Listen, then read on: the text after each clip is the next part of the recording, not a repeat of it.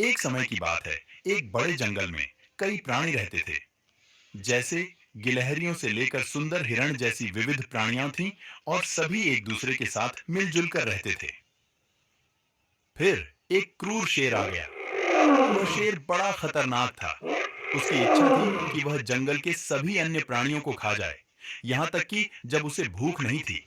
उसकी शक्ति और उसके भय के कारण जंगल के प्राणियां गायब होने लगे। तो प्राणियों ने एक चतुर योजना बनाई। उन्होंने शेर के पास जाकर कहा, शेर जी, अगर आप अपने गुहा में रहेंगे तो हम आपके लिए हर दिन एक प्राणी लाएंगे जिसे आप खा सकते हैं। इस तरह आपको हमें शिकार करने की आवश्यकता नहीं होगी। शेर सहमत हुआ, क्योंकि उसके लिए ये काफी आसान था। हर दिन किसी की बारी आती थी जो शेर का भोजन बनता था।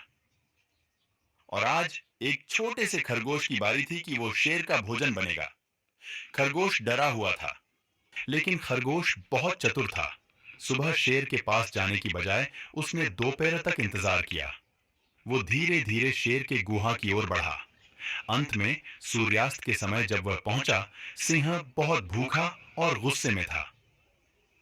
तुम देर से क्यों आए हो और मेरा एक छोटे से खरगोश से क्या होगा? एक खरगोश मेरा पेट भर नहीं सकता।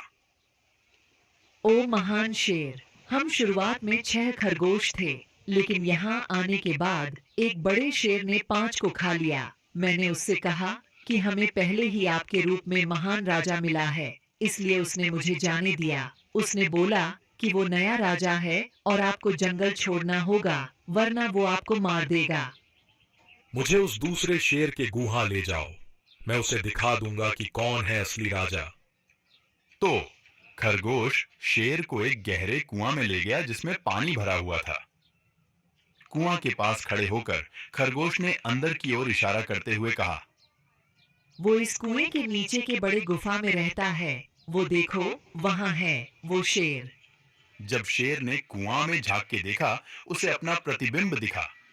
उसने समझा कि यह कोई और शेर है और वो अपने क्रोध से गरजा। गरजने की आवाज वापस आई, जिससे शेर को लगा कि कोई दूसरा शेर सच में है जो उसको चुनौती दे रहा है।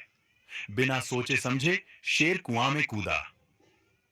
क्योंकि कुआं गहरा था, वो वापस बाहर नहीं चढ़ सका। खरगोश भाग गया, छोड़कर शेर को कुएं में फंसा, जो अपनी ही प्रतिबिंब से धोखा खा गया।